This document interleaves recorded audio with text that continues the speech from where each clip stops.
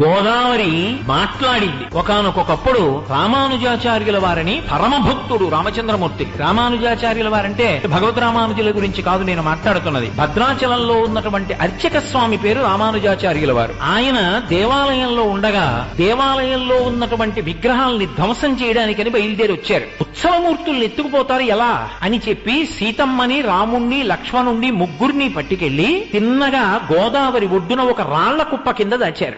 ఈయన వెళ్లి దేవాలయంలో అమ్మయ్య మూర్తుల్ని రక్షించాను, గుడి నిలబడిందని సంతోషించారు. గోదావరి పెద్ద ప్రవాహం వచ్చి ఈ ఉత్సవమూర్తుల్ని తీసుకెళ్ళింది. ఆయన గోదావరి ఒడ్డుకు వచ్చారు. ఉత్సవమూర్తులు లేవు. ఉత్సవమూర్తులు వెళ్లిపోయాయి కాబట్టి నేను గుడికి రానని ఆయన ప్రాయోపవేశం చేసి అక్కడే కూర్చున్నారు. శరీరం వదిలేస్తాను. ఆయన అలా కూర్చుని ఒక 3 రోజులు దాటిపోయింది. దాటిపోయిన తరువాత కొంతమంది పడవల వాళ్ళు వచ్చారు. వచ్చి ఇక్కడున్నాన్రా అని వినపడుతోందండి గోదావరి నదిలోంచి ఏదో మాటలు వినపడుతున్నాయి, మమ్మల్ని వెళ్ళమంటారా అని అడిగారు. అప్పుడే ఆయనకి ధ్యానంలో కనపడ్డారు. గోదావరి నది దాచింది మూర్తుల్ని, వెళ్లి తెచ్చుకో, కానీ సీతమ్మ కనపడదు. ఎందుకు అంటే ఆ సీతమ్మ ప్రత్యేకంగా కోరుకుని సీతమ్మని తన కడుపులో పెట్టేసుకుంది. సీతమ్మని ఇవ్వదు. కాబట్టి రామలక్ష్మణులు దొరుకుతారు, తెచ్చుకో. నా పక్కన కళ్యాణానికి సీతమ్మ ఉండాలి కదా, మరి సీతమ్మ కావాలి అంటే ఫణిగిరి సంస్థానం నుంచి పట్రా, కానీ ఫణిగిరి జమీందారు గారు ఇవ్వరు. అందుకని ఫణిగిరికి భద్రాచలం అర్చకులు వెళ్ళండి. ఆయన ఎంతో గౌరవించి ప్రసాదం ఏమీ పుచ్చుకుని రాత్రి ఉండి రేపు వెళ్ళండి అంటాడు.